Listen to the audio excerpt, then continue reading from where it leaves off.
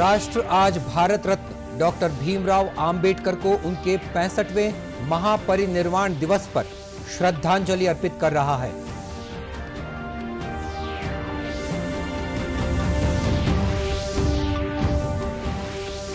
प्रधानमंत्री नरेंद्र मोदी और रूस के राष्ट्रपति व्लादिमीर पुतिन के बीच नई दिल्ली में आज होगी वार्षिक शिखर बैठक।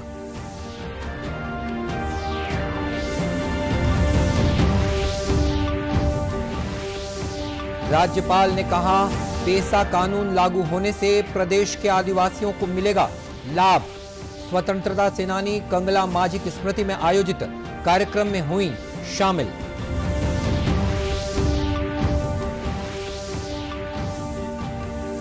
और छत्तीसगढ़ में कोरोना वैक्सीन की दोनों खुराक लेने वालों की संख्या 1 करोड़ के पार हुई।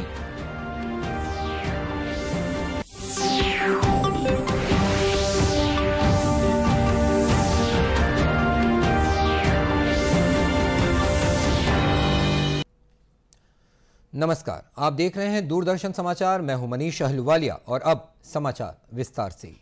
राष्ट्र आज भारत रत्न डॉक्टर भीमराव आंबेडकर को उनके 65वें महापरिनिर्वाण दिवस पर श्रद्धांजलि अर्पित कर रहा है। राष्ट्र निर्माण में उनके योगदान के प्रति कृतज्ञता व्यक्त करने के लिए देश भर में कई कार्यक्रम आयोजित किए गए हैं।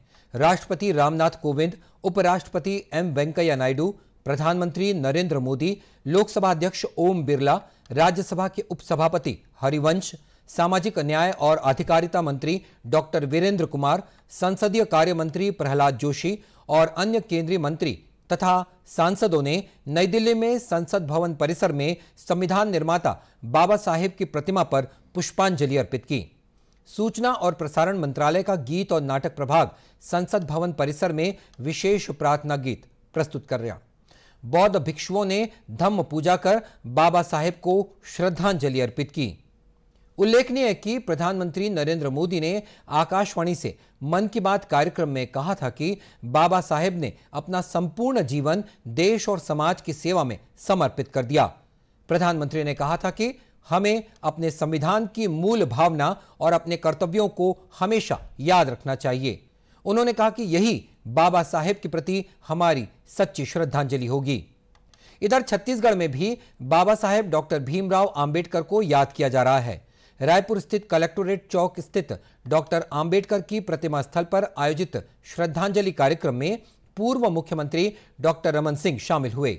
इस अवसर पर श्री सिंह ने कहा कि बाबा साहेब ने देश के करोड़ों लोगों को जीवन जीने का उत्साह और आत्मविश्वास दिया।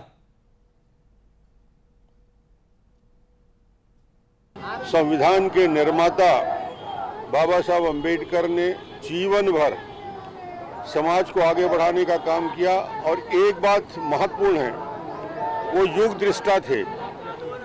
आगे के 100 साल की कल्पना उनके दिमाग में रहती थी और युग दृष्टा इसलिए कि जिस समय विभाजन की दौर चल रही थी, जिन्ना का विरोध बाबा साहब अम्बेडकर ने किया, 370 का विरोध बाबा साहब अम्बेडकर ने किया और उन्होंने कहा था कि ये भारत के संविधान में इसको जोड़ने की जरूरत नहीं है, उसका विरोध भी किया। प्रदेश के विभिन्न जिलों में भी बाबा साहेब आंबेडकर की पुण्यतिथि पर उन्हें श्रद्धांजलि अर्पित करने अनेक कार्यक्रमों का आयोजन किया जा रहा है। प्रधानमंत्री नरेंद्र मोदी और रूस के राष्ट्रपति व्लादिमीर पुतिन आज नई दिल्ली में भारत रूस वार्षिक शिखर बैठक में हिस्सा लेंगे। रूस के राष्ट्रपति व्लादिमीर पुतिन भारत की सरकारी यात्रा पर आज नई दिल्ली पहुंच रहे हैं। वे प्रधानमंत्री नरेंद्र मोदी के साथ 21वीं भारत रूस वार्षिक शिखर बैठक में हिस्सा लेंगे। दोनों नेता द्विपक्षीय संबंधों की स्थिति और संभावनाओं की समीक्षा करेंगे और दोनों देशों के बीच कार्यनीतिक भागीदारी को और मजबूत बनाने के उपायों पर भी विचार विमर्श करेंगे। बैठक में क्षेत्रीय, बहुपक्षीय और आपसी हित के अंतर्राष्ट्रीय मुद्दों पर विचारों के आदान प्रदान का मौका मिलेगा। दोनों नेता व्यक्तिगत तौर पर भी बातचीत करने वाले हैं। भारत और रूस के बीच वार्षिक शिखर बैठक दोनों देशों के बीच कार्यनीतिक भागीदारी के लिए सर्वोच्च संस्थागत वार्ता मंच है। अभी तक ऐसी 20 शिखर बैठक आयोजित की जा चुकी हैं, जो दोनों देशों में बारी बारी से आयोजित की जाती हैं। बालोद जिले के ग्राम बघमार में क्रांतिवीर कंगला मांझी स्मृति दिवस और सम्मान समारोह का आयोजन किया गया। राज्यपाल अनुसुईया उइके इस सम्मेलन में शामिल हुई। कार्यक्रम के बाद पत्रकारों से चर्चा करते हुए राज्यपाल ने कहा कि पेसा कानून से प्रदेश के आदिवासियों को काफी लाभ मिलेगा। शासन के द्वारा उसका ड्राफ्ट तैयार कर लिया गया है और मुझे लगता है कि बहुत जल्दी ये ड्राफ्ट मतलब तो तैयार हो गया है और आने वाले समय में मुझे लगता है कि विधानसभा में ये रूल्स जो बनाए गए हैं वो पास हो जाएंगे, तो जिससे ट्राइबल के जो अधिकार है और जो उनका प्रावधान है उसमें कानून में पेशा कानून का, तो वो उससे काफी कुछ उनको संरक्षण भी और सुरक्षा भी और उनको काफी कुछ उनकी आर्थिक, सामाजिक, शैक्षणिक दृष्टि से भी जो उसमें संविधान ने उनको जो अधिकार दिए हैं, तो मुझे लगता है कि उससे उनको काफी लाभ मिलेगा। गौरतलब है कि नई दिल्ली की एक संस्था ने क्रांतिवीर कंगला मांझी की स्मृति में सम्मान समारोह का आयोजन किया था। क्रांतिवीर कंगला मांझी का स्वतंत्रता संग्राम आंदोलन में प्रमुख योगदान रहा है। उनका जन्म कांकेर जिला स्थित ग्राम तेलावट में हुआ था। उनका दृष्टिकोण बहुत व्यापक था। वे सन 1913 में स्वतंत्रता आंदोलन से जुड़े। सन 1914 में कंगला मांझी महात्मा गांधी से मिले और वे राष्ट्रीय आंदोलन में सक्रिय भूमिका निभाते रहे। उन्होंने सैनिकों का एक संगठन बनाया जिन्होंने राष्ट्रीय आंदोलन में प्रमुख भूमिका निभाई। कल सशस्त्र सेना झंडा दिवस है। इस अवसर पर राज्य सैनिक कल्याण बोर्ड के सचिव विवेक शर्मा ने पूर्व सैनिकों और शहीद सैनिकों के परिजनों के कल्याण के लिए सैनिक कोष में ज्यादा से ज्यादा दान करने की अपील आम नागरिकों से की है।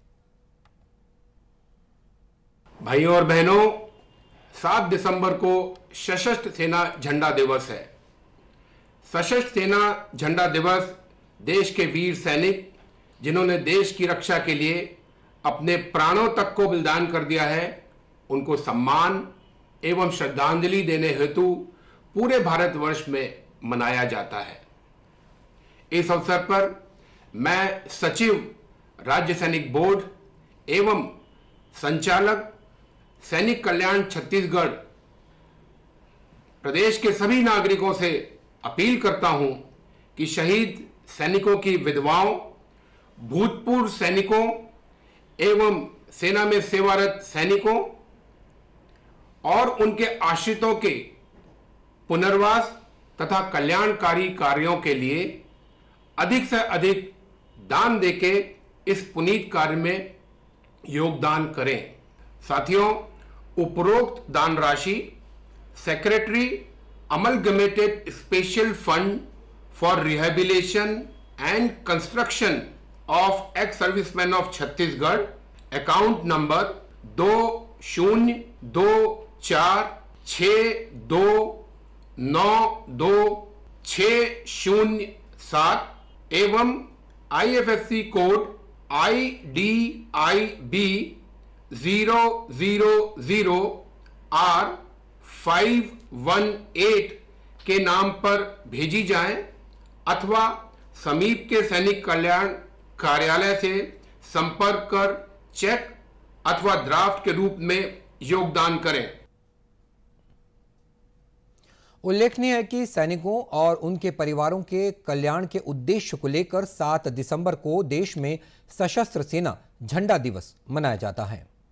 राष्ट्रव्यापी कोविड टीकाकरण अभियान के तहत अब तक देश में करीब 127 करोड़ 93 लाख से अधिक टीके लगाए जा चुके हैं। स्वास्थ्य मंत्रालय ने कहा है कि कल 24 लाख से अधिक टीके लगाए गए। इस दौरान 8,306 नए मामलों की पहचान हुई, जबकि 8,834 रोगी स्वस्थ हुए। स्वस्थ होने की दर 98.35% हो गई है। देश में अब तक 3 करोड़ 40 लाख 69 हजार से भी अधिक रोगी ठीक हो चुके हैं। अब तक देश में 64 करोड़ 82 लाख से अधिक कोविड नमूनों की जांच भी की जा चुकी है। सरकार ने कहा है कि राज्यों और केंद्र शासित प्रदेशों को अब तक 139 करोड़ से अधिक कोविड टीके उपलब्ध कराए गए हैं। स्वास्थ्य मंत्रालय ने यह भी बताया है कि इनमें से 21 करोड़ 6 लाख से अधिक टीके अभी भी राज्यों के पास शेष हैं। इधर छत्तीसगढ़ में कोरोना वैक्सीन की दोनों खुराक लेने वालों की संख्या 1 करोड़ को पार कर गई है। टीकाकरण के लिए पात्र 51% आबादी को दोनों टीके लगे हैं। वहीं 91% लोगों को पहला टीका भी लगा है। कोविड रोधी दोनों टीके 1,22,00,000 से अधिक लोगों ने लगवा लिए हैं। वहीं 24 घंटों के दौरान प्रदेश में 25 कोविड मरीज पाए गए। फिलहाल प्रदेश में 330 सक्रिय मरीज हैं जो विभिन्न अस्पतालों या होम आइसोलेशन में अपना उपचार करवा रहे हैं। प्रदेश में औसत पॉजिटिविटी दर 0.17% है। प्रदेश में कोविड टीकाकरण का कार्य जोर शोर से चल रहा है। इस बीच जांजगीर जिले के बलौदा, मालखरौदा और बम्हनीडीह में कोविड टीकाकरण का महाअभियान चलाया गया। इस दौरान स्वास्थ्य विभाग के अमले ने घर घर जाकर लोगों को टीकाकरण के लिए प्रेरित किया। इस बारे में कलेक्टर जितेंद्र कुमार शुक्ला ने बताया कि स्वास्थ्य विभाग की टीम लोगों के घरों में जाकर उन्हें टीका लगाने के लिए प्रेरित कर रही है। वहीं टीकाकरण कार्य से जुड़े लोगों ने यह भी बताया कि टीकाकरण के प्रति लोगों में भी काफी उत्साह है। आज कोरोना महाअभियान में पूरा गांव में कोरोना वैक्सीन लगत है, जिसमें मितानिन मन, सचिव मन और आंगनबाड़ी कार्यकर्ता मन अपन पूरा घर घर जाके सहयोग प्रदान करत है। आज महाअभियान में 100% वैक्सीन लगे के चांस है। बढ़िया महाअभियान के तहत टीका लगवाथन, घर घर जाके सब कोई जागरूक करथन। हमारे तरफ से सहयोग भी करथन। हमारे साथ में ग्राम के सरपंच, सचिव और सिस्टर और अन्य सदस्य भी है। सबको जितना भी बाकी छूटे छूटे है ते मन ला कहतन कि लगवा ले, एकर से बीमारी है दूर होही, कोई परेशानी नहीं होए आप मन ला। गौरतलब है कि प्रथम और द्वितीय डोज से छूटे हुए हितग्राहियों की ग्रामवार सूची तैयार की गई है। इस कार्य में स्थानीय जनप्रतिनिधियों का भी सहयोग लिया जा रहा है। साथ ही मुनादी, रैली, दीवार लेखन, नारा लेखन और दूसरे माध्यमों से स्थानीय स्तर पर प्रचार प्रसार भी किया जा रहा है। राज्य स्तरीय युवा महोत्सव का आयोजन रायपुर में 12 जनवरी से किया जाएगा। इस संबंध में मुख्यमंत्री भूपेश बघेल ने अपने निवास में विभागीय अधिकारियों की बैठक ली और उन्हें सभी तैयारियां सुनिश्चित करने के निर्देश दिए हैं। बैठक में मुख्यमंत्री ने कहा कि 12 जनवरी से आयोजित होने वाले 3 दिवसीय राज्य स्तरीय युवा महोत्सव में 39 विभिन्न सांस्कृतिक विधाओं, खेल विधाओं, लोक कलाओं और लोक साहित्य संगोष्ठियां आयोजित की जाएंगी। इसमें राज्य के युवाओं को अपनी प्रतिभा निखारने का मौका मिलेगा। इस अवसर का आयोजन खेल और युवा कल्याण विभाग करेगा। इस महोत्सव में 15 से 40 वर्ष आयु वर्ग तथा 40 वर्ष से ऊपर के प्रतिभागी भी शामिल होंगे। इस दौरान प्रतिदिन सुबह 9 बजे से रात्रि 8:30 बजे तक विभिन्न प्रतियोगिताएं आयोजित होंगी। युवा महोत्सव के तहत राज्य के सभी जिलों में विकास खंड स्तरीय आयोजन 5 दिसंबर तक हो चुके हैं। वहीं संभाग स्तरीय आयोजन 20 से 25 दिसंबर तक पूरे कर लिए जाएंगे। और अब खुश खबरें जिलों से। दुर्ग जिले के भिलाई में डॉक्टर आंबेडकर की पुण्यतिथि के अवसर पर बौद्ध समाज के लोगों ने उनके योगदान को याद कर उन्हें अपनी श्रद्धांजलि अर्पित की। कार्यक्रम में उपस्थित डॉक्टर बाबा साहेब आंबेडकर प्रतिमा प्रबंध समिति के अध्यक्ष सुनील रामटेके ने कहा कि बाबा साहेब ने दलितों, महिलाओं के उत्थान और सामाजिक भेदभाव को दूर करने के लिए कार्य किया। कार्यक्रम में शामिल वक्ताओं ने बाबा साहेब के बताए मार्ग पर चलने का आह्वान लोगों से किया है।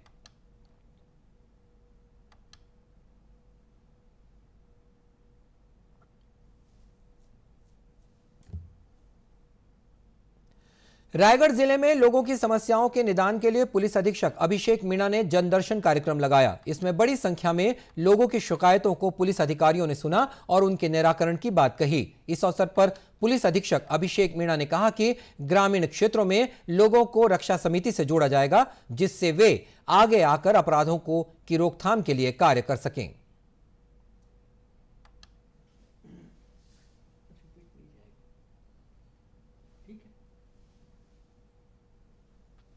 कोंडागांव जिले में किसानों से समर्थन मूल्य पर धान और मक्का के साथ ही कस्टम मिलिंग के लिए इस फसल का उठाव भी शुरू हो गया है। कलेक्टर पुष्पेंद्र कुमार मीणा ने बताया कि पहले दिन से ही डीओ जारी करने की प्रक्रिया शुरू कर दी गई है। उन्होंने धान खरीदी तथा बाहर से अवैध रूप से धान के परिवहन पर निगरानी रखने के निर्देश अधिकारियों को दिए हैं। और इसी के साथ ये समाचार बुलेटिन समाप्त हुआ। नमस्कार।